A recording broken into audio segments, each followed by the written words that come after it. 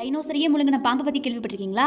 வெறும் 15 அடி பாம்புக்கே நம்ம அலறி துடிக்கிறோம், ஓடுறோம். ஆனா பாருங்க, பல லட்சம் ஆண்டுகளுக்கு முன்னாடி இந்த பூமியில வாழ்ந்த பாம்புகளை பத்தி நினைச்சாலே நம்ம கொலையெல்லாம் நடுங்குமா. அந்த பாம்புகள், அதாவது அது பாம்புகள்னு சொல்ல முடியாது, ஊர்ந்து போகக்கூடிய ரயில் பெட்டிகள்னு சொல்லலாம். அந்த அளவுக்கு ரொம்ப நீளமா, ரொம்ப பெருசா இருக்குமா. ஜைஜாண்டிக்கான ரயிலை நீங்க இமேஜின் பண்ணி பாருங்களேன், அந்த மாதிரி இருக்குமா. ஸோ அந்த மாதிரி இந்த பூமியில வாழ்ந்த மிகப்பெரிய 5 பாம்புகளை பத்தி பார்க்கலாம் வாங்க. Number 1, titanoboa. இதுதான் பாம்புகளுடைய ராஜான்னு சொல்லலாம். சுமார் 60 மில்லியன் ஆண்டுகளுக்கு முன்னாடி டைனோசர்கள் அழிந்த பிறகு பூமியை ஆண்டதே இந்த டைட்டனோபோவா பாம்புகள் தானா. கொலம்பியாவுடைய காடுகளில் வாழ்ந்த இது சுமார் 42 முதல் 50 அடி நீளம் வரைக்கும் இருந்துச்சான். இதனுடைய எடை மட்டுமே ஒரு கார் அளவுக்கு, அதாவது 1135 கிலோ இருக்குமா. இது இறைய விஷம் வச்சு கொள்ளாதான். மலைப்பாம்பு மாதிரி சுத்தி கசக்கி பிழிஞ்சிருமா. முதலைகள் தான் இதனுடைய ஸ்நாக்ஸ்ன்னு சொல்றாங்க.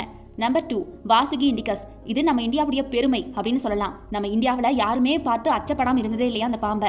சமீபத்தில் குஜராத் மாநிலத்தில் கண்டுபிடிக்கப்பட்ட புதை படிமங்கள்ல பார்த்தீங்கன்னா இந்த இனம் கண்டறியப்பட்டிருக்கு.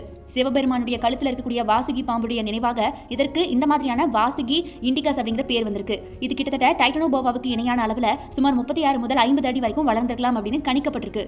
இது அனகொண்டா போல நீரில் இல்லாம நிலத்தில் வாழ்ந்த ஒரு பிரம்மாண்ட வேட்டையாடியான். நம்பர் 3, ஜிகாண்டோபிஸ். டைட்டனோபோவா கண்டுபிடிக்கப்படும் வரைக்கும் இதுதான் உலகத்துடைய மிகப்பெரிய பாம்பாக இருந்திருக்கு. சுமார் 40 மில்லியன் ஆண்டுகளுக்கு முன்னாடி எகிப்து மற்றும் ஆப்பிரிக்கா பகுதிகளில் இது வாழ்ந்தது அப்படின்னு சொல்லப்படுது. இதனுடைய நீளம் மட்டும் பார்த்தீங்கன்னா சுமார் 33 அடி முதல் 35 அடி வரைக்கும் இருந்திருக்கலாம்னு சொல்றாங்க. இது யானையுடைய மூதாதையர்களான மொரித்தேரியம் போன்ற விலங்குகளை வேட்டையாடி சாப்பிட்டுருக்குன்னா பார்த்துக்கோங்களேன்.